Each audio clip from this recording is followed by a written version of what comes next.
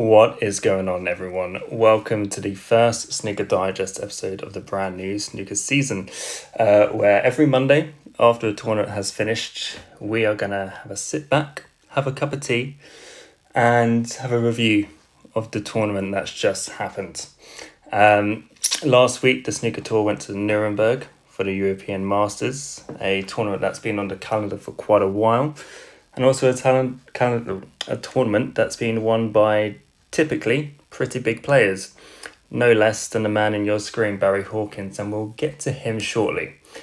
Now, to steal a bit of a football analogy, it's typically best to play the top teams or the top players allegedly earlier in the season when they're all a bit rusty, but there was absolutely no sign of that last week. The semi-final lineup was made up of Barry Hawkins, Judd Trump, Mark Selby and John Higgins, players who aren't exactly shy of picking up titles. And all of them really had very impressive weeks. Higgins beat the player that's really come up the blocks the quickest, and that's Shaun Murphy. Mark Selby and Judd Trump both look exceptional. I've got to say, there's no hints of rustiness. They both look fantastic. Selby showing no hangover from the final loss at the World Championship last season. Judd, people for some reason say that he had a poor season last term. That's only because he's got ridiculously high standards set by himself. But the guy won the Masters. If that's a bad season, then 99% of the tour have a bad season as well. But yeah, Shaun Murphy, as mentioned, he had a great start to the season. He also looks pretty good this week, narrowly losing to John Higgins. Luca Brissell looks in good nick as he starts his first season as a reigning world champion. That's going to have some additional pressure to him, but it didn't really look like it. And Karen Wilson as well. He looked impressive. So really, the top guns came out blazing, really. The early exits to note of were Neil Robertson, who he's having an absolutely awful 2023. I had to look this up just before recording, but he's only won 4 matches since the start of the calendar year. So since January to now, he's only won 4 matches, which is insane. Obviously, he had the slightly anticlimactic appearance at the World Championship. And something that Neil's pretty proud of is every calendar year since 2006, he's won a tournament of some kind. He hasn't won one in 2023 yet, and time is slightly running out for him. So, as a player who recently has liked to pick and choose his moments, I think if he wants to keep that record going, he's probably going to have to turn up in more events than he'd probably usually like to. But yeah, shocking form for Neil. Obviously he's a great player and he'll turn it around at some point, but he'll want to do that pretty soon.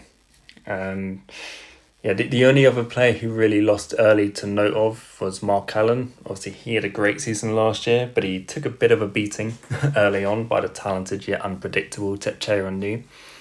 But really, other than those two, the top guns made their way for the draw very impressively. But ultimately, the tournament belongs to one man, and that is Big Barry Hawkins. Winning the title last night meant that it's his first title in 6.5 years since he won the World Grand Prix in 2017.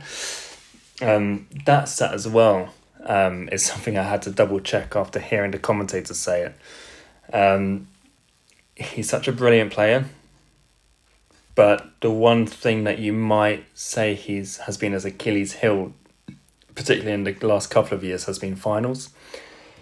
He reached the final of this tournament last year and took a bit of a battering. He also reached 2 finals pretty much back-to-back in the beginning of 2022. Lost both of them to Neil Robertson, but he lost them really heavily after looking amazing throughout the tournament. So potentially there was question marks over whether he was slightly flagging when he reached the showpiece match.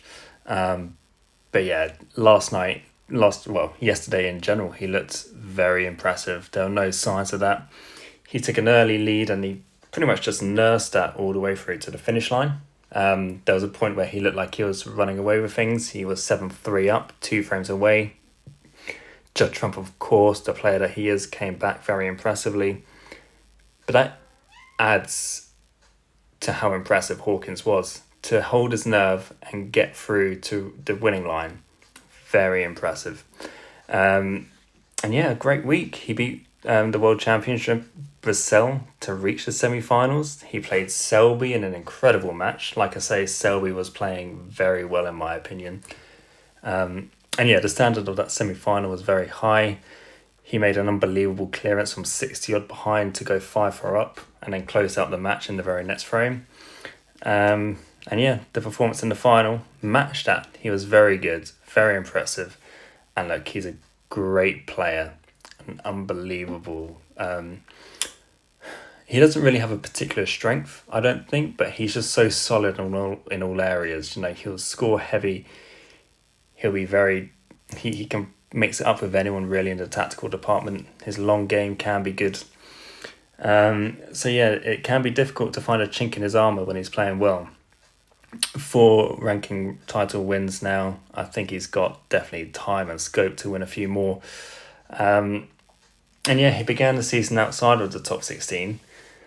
The reason for that, you'd suggest, is the simple fact that he hasn't won tournaments, and it kind of feels like you need to win tournaments now. You know, reaching the odd semi-final here and there isn't enough. You either need to be super consistent, like, I don't know, Jack Lazowski has been, or you need to win a title. If you're not one of those two things, you're not going to be in the top 16. So yeah, it was definitely disappointing for him to be outside of it. I'm sure his main objective this season was to try and get back in for the Masters, for the World Championship. He's already done that very early. He's done that by winning a title. Those will be 2 monkeys off his back right from the get-go. And he's going to be a player to watch for the rest of the season. If he's confident and he's got that mental block out of the way, no reason why this will be the last piece of silverware that he's picking up this season. But moving away from those players, I'm going to go on to a portion of the video which I'm going to call Player of the Week, which is where, reviewing the tournament, I'm going to pick one player who impressed me, or particularly impressed me over the course of the week. Now, you might think, surely that's just going to be the winner of every single tournament, because surely the winner is the best player of the week, and I completely agree. But this awards, I mean, it might go to the winner occasionally, but I'm looking at either players who have played unbelievably well, or players or underdogs who have kind of emerged and had a really great week. And in that vein, my player of the week is a Mr. Ashley Carty, who he turned professional in 2018, I believe, fell off the tour. He's now back on this year after qualifying through Q School in the summer. And already he's reached his first ever quarterfinal. You know, before last week, he had never been beyond the last 32 of any professional tournament.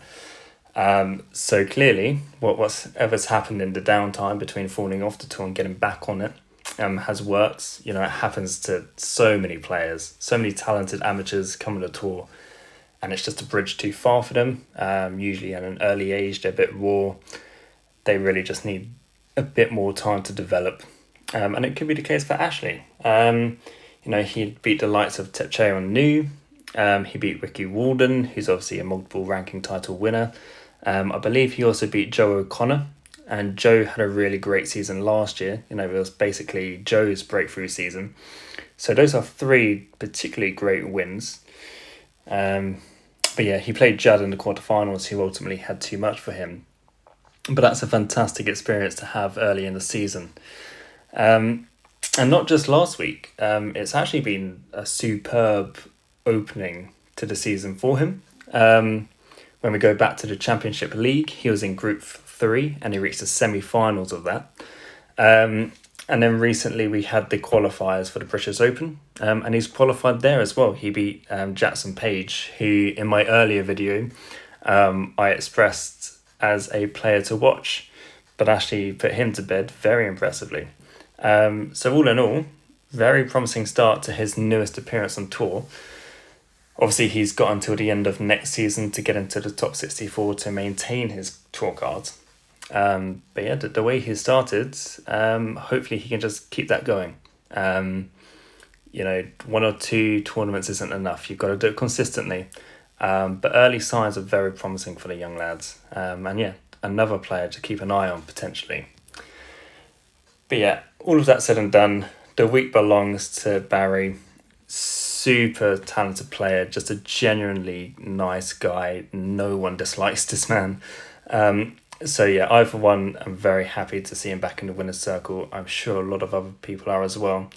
And yeah, to get this monkey off his back, like I say, get the top 16, get that title. He is definitely going to be a danger man for the rest of this season. But yeah, that is it for this week.